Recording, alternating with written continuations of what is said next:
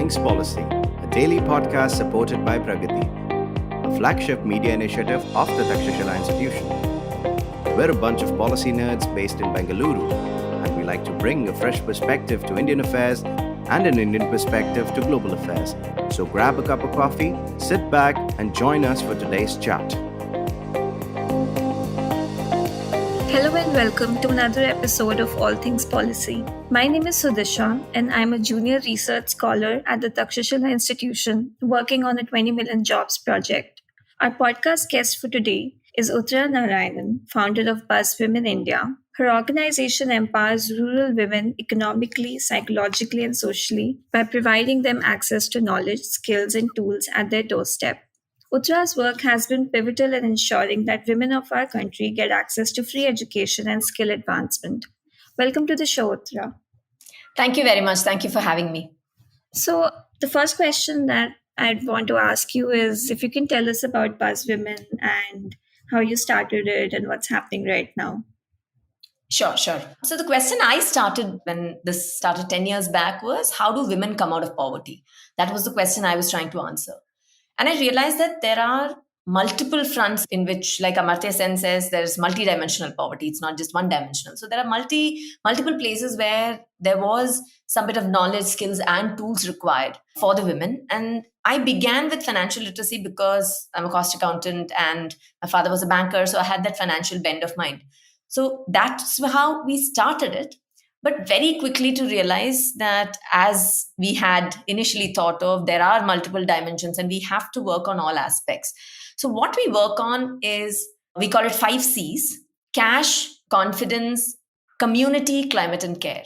Cash meaning women being able to improve their own financial security. Community is women using the power of the collective. Confidence is women being certain of their own abilities. Climate is women combating everyday effects of climate change in their life, and care, where they're able to take care of their health, nutrition, and hygiene. So as you see, it is a holistic sort of program that we bring to the doorstep of the women, and which is what our USP is, that we go to the last mile, we go to the hamlet level, where we engage with the Anganwadi teacher, and the Anganwadi teacher mobilizes the self-help group women. And that's how the program runs. And we are in Southeast Karnataka in 9 districts. And in these 9 districts, we've reached around 3.64 lakh women. So we begin with financial literacy.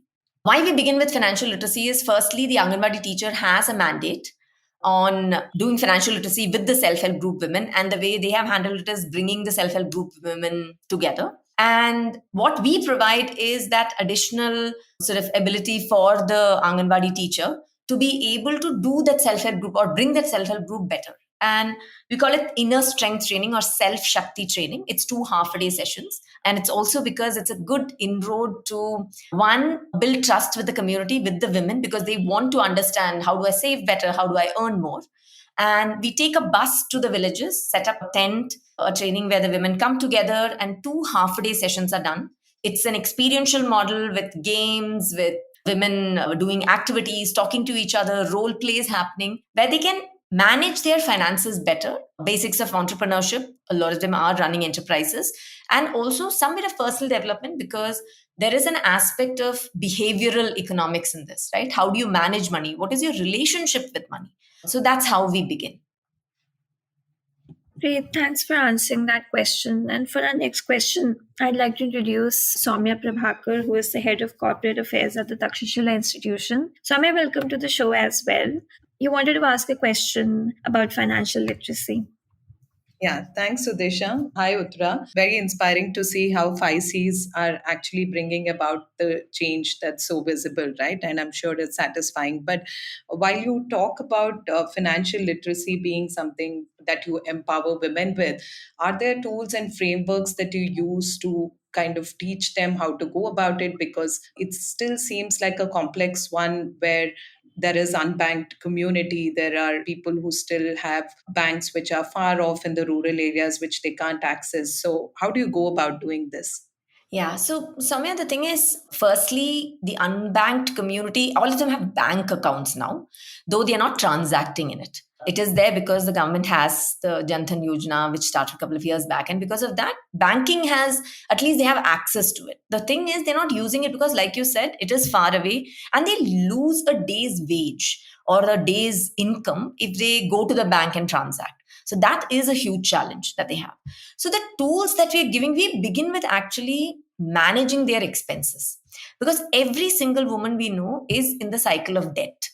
Like she's managing with three or four loans that is there, maybe the self group, the MFI, the money lender. So how do you manage your expenses and be sure of also the percentage? So a lot of them also don't even understand how much interest am I paying on each of these loans. They'll say, 5 for 100, for every 100 rupees I'm paying 5 rupees, or is it monthly or weekly or is it yearly? Those kind of tools are what we are giving them to understand their own liability, understand managing their expenses at home. So we have these booklets that we give them in which they can write income and expenditure. How much is my income for the month or the family income? See, it also provides them a tool to have those conversations at home, right? Because see, in a lot of cases the financial situation at home is also because they don't know each other's income, they don't know how much each family member is spending.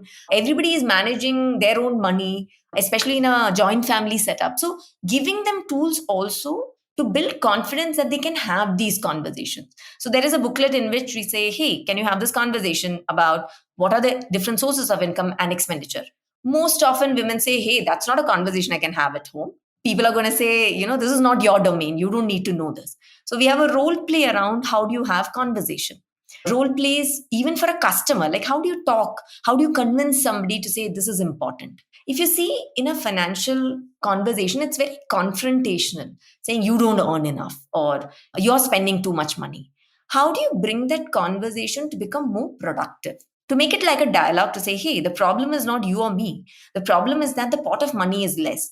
How do we ensure that we can increase that, manage our expenses, and make sure we are not stressed? So I would say financial literacy, in a lot of ways, is also about the communication and that influencing skill that you can use. Of course, there is the technical aspects of, assets and liabilities, loans and interest rates, and what are the different mechanisms of saving. How much should I save every month if I have a goal? So setting a goal for it. So all those are for me the drier sort of subjects, which has to be, of course, known. But the major portion for me is your relationship with money. How do you see it? And what's the relationship of the family with regard to money?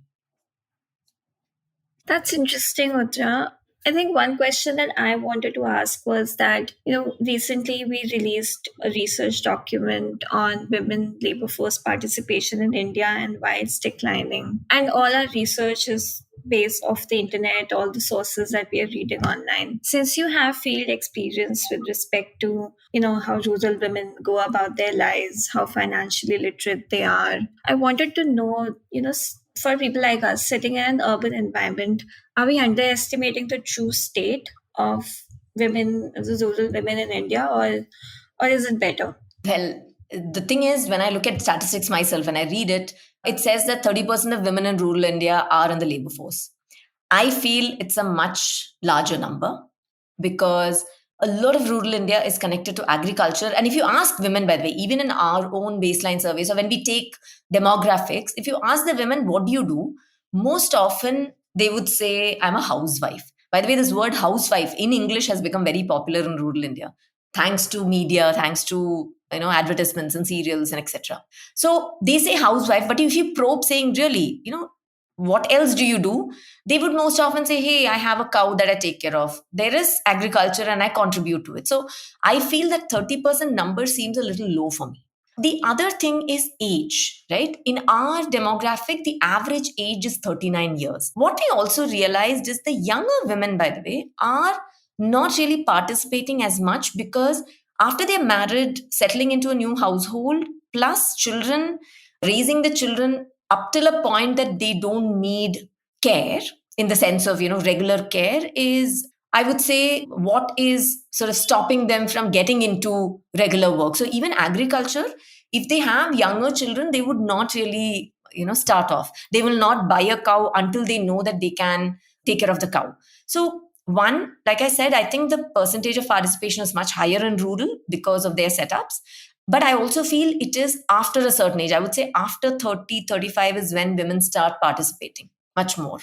Okay, that's an interesting insight, Uttara. So, piling on to the same context, right? Also curious to understand, are these like the first generation of women? Though you said there's a mix up of, somebody categorically saying, one is a housewife, whereas they're still engaged in some sort of employment, which is very disguised. Do you think there are like a first generation of women trying to become entrepreneurs? And is there a U curve of sorts when the household income reaches a particular point and they pivot into again deciding to be at home?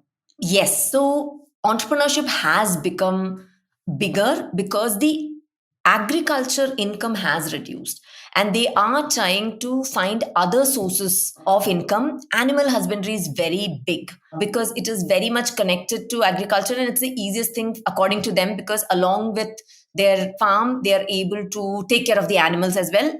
So I would say animal husbandry has become, and also if you know in Karnataka, there is the Milk Federation, which will buy the milk back. So that is also an easier way for them to increase their income, right? The other is tailoring has become big. I would say because of the skill development, etc. There is also beauty parlor, or not very big, but still some amount. Women are coming out more to increase their income, to be able to enhance the household income, but also because they feel that they are creative, they want to do something, want to stand on their feet. I feel it is a little more than the previous generation, and we are seeing first generation entrepreneurs as well, though there are households with the second generation, so the mother-in-law would have done some business and she would take over. And the curve, by the way, that you're talking about, I would say it's not just related to income, it is also related to the household circumstance, in the sense of that as a mother in law, I'm an entrepreneur. I started, let's say, a kirana shop, a mom and pop shop. But after a while, after the son is married, the daughter in law comes in and she sort of takes over from me. It still continues to be a family business in that way. The other is when the children have migrated out, the children have got a different income source, which could be more white collar jobs, even blue collar jobs, and they are in the city or in a town, then they would say, okay, now I don't need to earn anymore because the kids are so called settled and I don't need to do this. So that is also another reason for the curve. I don't know if income could be one of it, but I don't see entrepreneurship itself giving them so much income that they can now sit back and say, hey, I'm exiting and I don't need any more money. That makes sense. I think the next question that I wanted to ask was, could you demonstrate some tangible outcomes of this skill development program? Because a lot of times we read that while the government has initiated skill development programs in the country, there are not enough jobs to absorb the workforce when they become skilled or when they become more educated than they already are. So, is there a challenge like that on the field, and how do we solve that?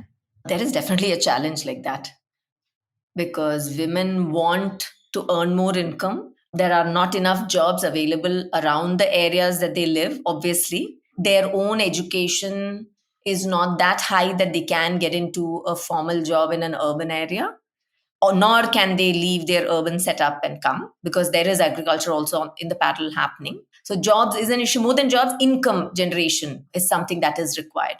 And of course, one way that everybody's talking about to be able to counter that is entrepreneurship, right? Can they have an income generating activity? I think there is also a sort of blur between, is it really entrepreneurship or is it self-employment? That they're self-employed, they are earning some kind of a livelihood. And it is because they started it, we are saying it's entrepreneurship. I have a different definition. I also feel that if they're able to find solutions for themselves and take charge of their problems, I call it, they have an entrepreneurial mindset, which is what we are working towards. So the skilling that we are working on is not the hard skills, because we realize we connect with other partners. There are enough other partners like, the Canara Bank, Root City. They are doing enough trainings on different skills and we can connect these women to that. What is required is the mindset piece, and to think saying, okay, what am I good at? What do I really want to do? Because most often women just look at their neighbors and say, okay, she has a shop, so let me also put up a shop, without realizing that the market is only so much. It's only 300 households or 500 households that they can cater to in that particular village. So coming back to your question on what is this really shaping, right? I would say, to begin with, it's shaping the fact that women are paying closer attention to their personal and household expenses. They are paying attention to, where's my income coming from? Where are my expenses? How am I saving? They're also inculcating a sustained saving habit. Self-help group movement in this country had started it, but in a way it was just a transactional thing. Now we are giving them more tools to understand themselves, saying, okay, how do I do this? What is better for me and my household? Women are thinking about credit, they are thinking about loans, they are thinking about how am I using those loans. Women are definitely articulating their goals better, and they're engaging with other women to have these discussions. They are definitely participating more in household decisions, because that's one of the major things about what we do. We believe that agency is very important, and for women to have that agency, they need the tools to access what they feel their inner power to be able to do it. So them opening up what is really required, becoming more conscious of their own loan seeking behavior and saying, am I getting a loan just because it's available, or do I really need it? So those kind of things are something that our financial literacy, the first 2-day program, is being able to achieve. At the same time, we are doing much more than that. So financial literacy is just one step. After that, there is a local woman who is identified by them, who becomes the anchor in that community. And we call her a Gelati. Gelati in Kannada meaning friend, Sati or a Sakhi in other languages. This happens is, this behavior that is triggered through the financial literacy is sustained because this Gelati keeps bringing them together on a monthly basis and having these conversations. She is demonstrating strong agency. She is demonstrating confidence because we are training her every month, bringing 10 Gelatis together so that she is showcasing these. She becomes the trainer in her village. She facilitates access to different scholarship schemes and all the government related entitlements that are there. So she is playing a more proactive role because we are nudging her to do it. At the same time, the women also find it easier to say, hey, here's a coach that I can have conversations with. Here is somebody I can, talk to her about what my problems are. And the idea with this is enhancing the self-image and self-worth of the Gelati so that she is able to do the same for the women. And then the women are able to have those conversations at home and focus on what is really required for their lives to enhance. Of course, we have the Vyapar and the Green program, which is focusing on climate change and on business enhancement, both of which is again to increase their financial needs, to increase their income source, enhance their income source. So overall, if you see, it is about the self-worth, the agency, which then translates to more income and more decision-making power at home. Yeah, I think especially the SHG movement, what you talked about, Uttara, my experience also has been that it's not just a group which comes together to do transactional stuff, but it goes one up in terms of also sharing experiences, learning from each other's. I think just the fact that you get to share in a forum or ask questions, or it could be the kind of schools they want to put their children in. I think there's a broader conversation that happens there, which is useful for the fellow women who attend the meetings as well, right? Now, if we are to think that, there is some savings and how this plays out, do you think women now are more well prepared to kind of handle a health episode and, make some savings for education of their children? How is that playing out? Definitely. See, the more savings you have, there is less stress on your mind in terms of where is my next meal going to come from. Also, because if there's a leaking roof or a sudden drought, or there is a situation, there is an emergency, medical emergency, when somebody has an insurance or a saving that is there that they can lean on, there is no stress, right? And which means they can take better decisions when it comes to education. They can take better decisions when it comes to healthcare. Like, I see a lot of women who become ill and they refuse to go to the doctor because they feel, oh, this is going to be an expense. And they just keep continuing to be at home. That will change when they know, yes, I have some savings and I have saved it for such an emergency. Like if I fall ill, I need for it. So, yeah. Which is, I feel savings as a habit has been inculcated by the SHG movement, which has been great. It could become much better if they only have it more as a goal, which was missing. So the SHG movement was more around everybody saves 20 rupees a week, everybody saves 100 rupees a month. Can it be linked back to why am I saving that 100? What pot does it go into? Which envelope can I put this into? And that's where buzz comes in, sort of bringing that attention. So I think I want to ask the big question now, which is that what exactly needs to change? What kind of governmental support or any other kind of support that you think will be vital in carrying out the work that you're doing, or in general, which can help the women in this country? So one is, I feel in the last 10 years of doing this, it's been a decade since Buzz Women has been doing this, and we've reached 10,000 villages in Karnataka. We still have 60,000. I mean, there are 60,000 villages in Karnataka. So there's a long way to go. So scale is important. I feel more people have to do this work of going to the doorstep of the women, giving them this access to the knowledge, skills and tools. So I feel government can play a huge role in that. We are in partnership with government where they've given us permission to access the women. It's a non-financial agreement that we have with them. But I feel more players have to work on this, which is required for women to come out of their households, to start thinking about their own money and their situation.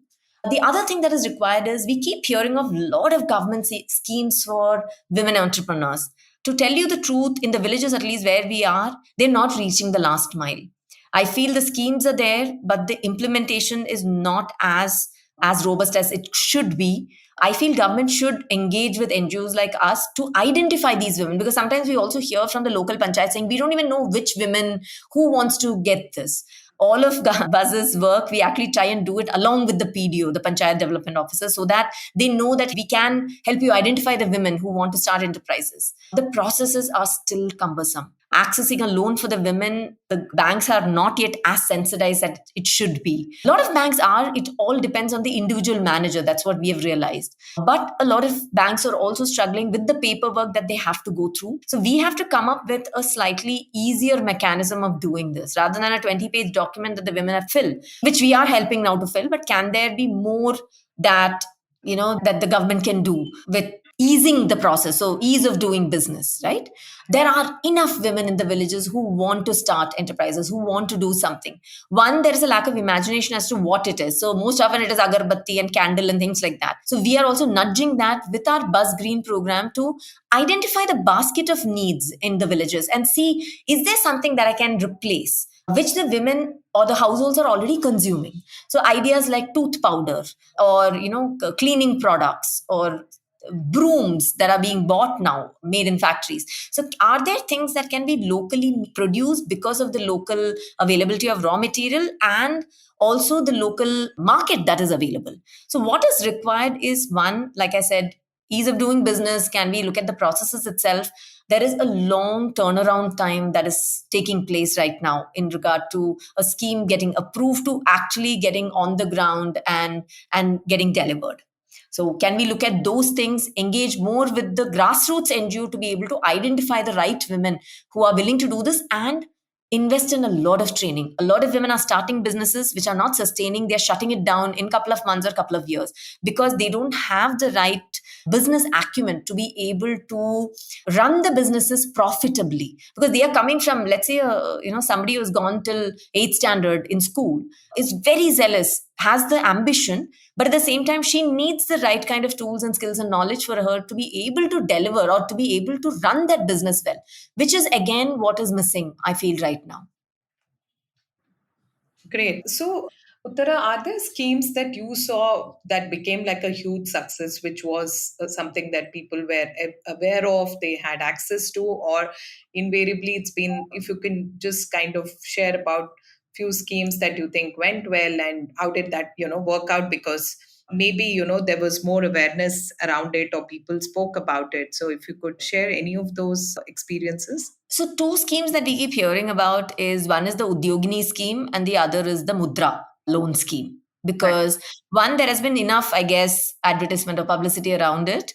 And we have also been talking as NGOs, we have also been going to the grassroots and talking about this, saying apply for this.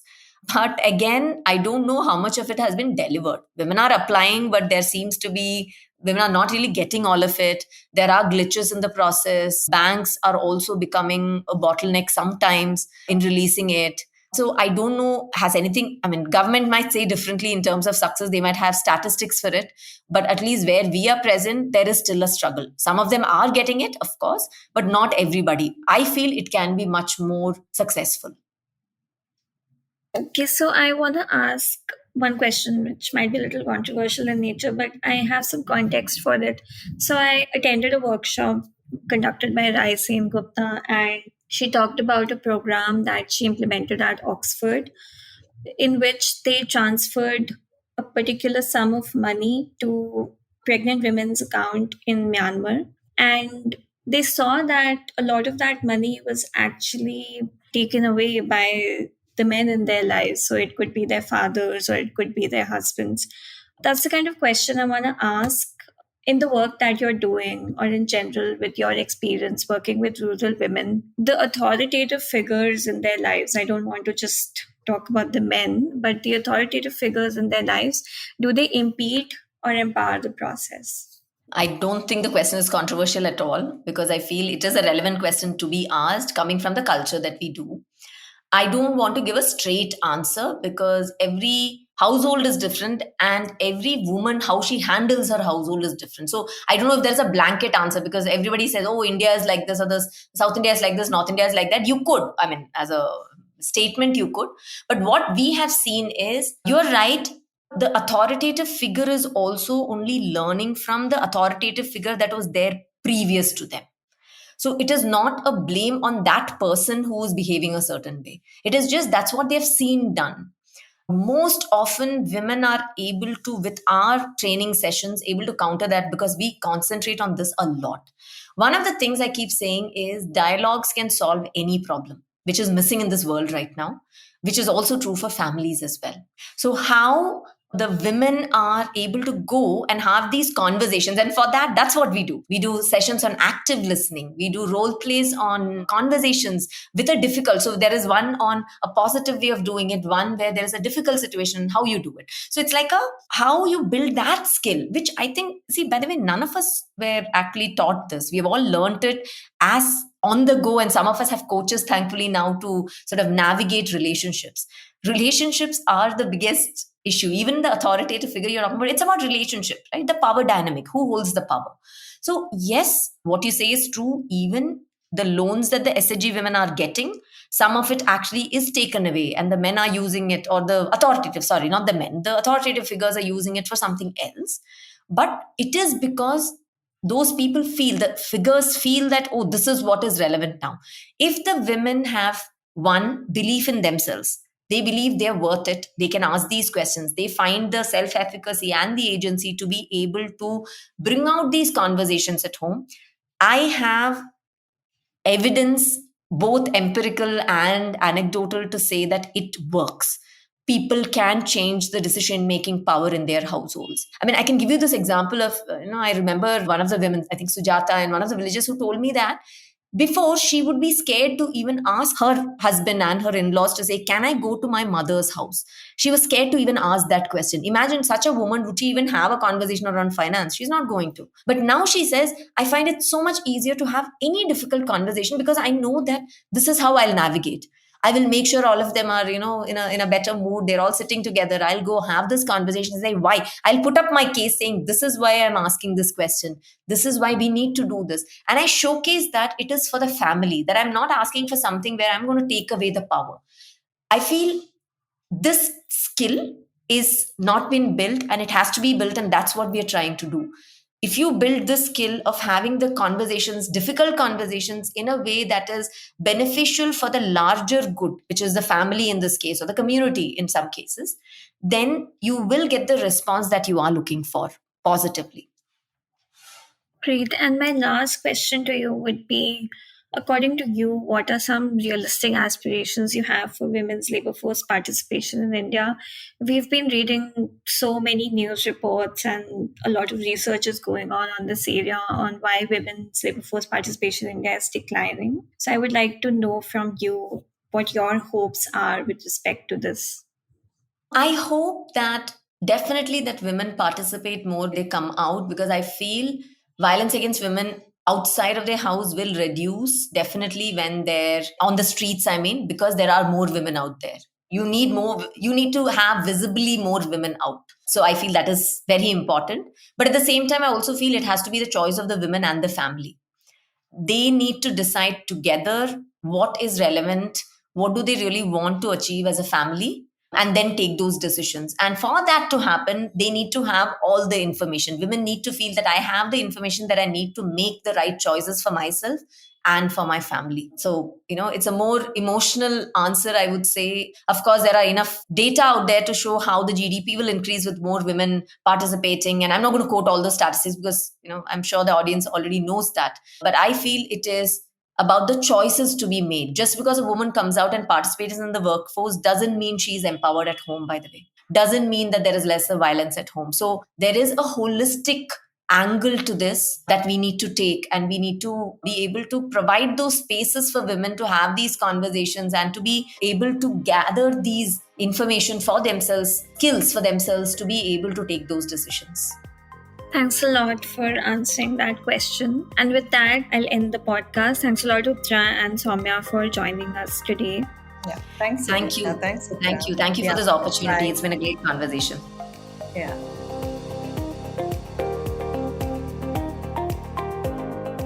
If you liked our show, don't forget to check out other interesting podcasts on the IVM network. You can tune into them on the IVM Podcast app, ivmpodcast.com, or wherever you listen to your podcasts. You can also follow IVM on social media. The handle is @IVM Podcasts on Twitter, Facebook, and Instagram. And hey, if you'd like to dive into Takshashila's research on technology, strategy, and economic affairs, check us out at our Twitter handle @Takshashila INST or our website takshashila.org.in.